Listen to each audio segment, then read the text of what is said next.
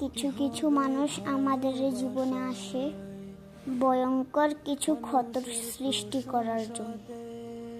এই মানুষগুলো এত ভয়ঙ্কর যে তারা আমাদের জীবন থেকে চলে যাওয়ার পরেও সেই ক্ষত কখনো শুকায় না। তাদের জন্য পুরো পৃথিবীর কাছে বড্ড বেশি প্রশ্নবিদ্ধ হতে হয়। এই মানুষগুলো যদি আমাদের জীবনে না আসতো কতই না ভালো হতো।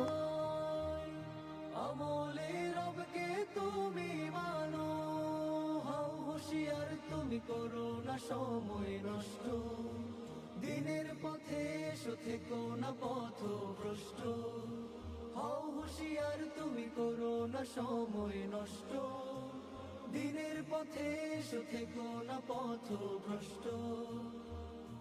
ও মানুষ হাসর মাঠের সদাই রাইখো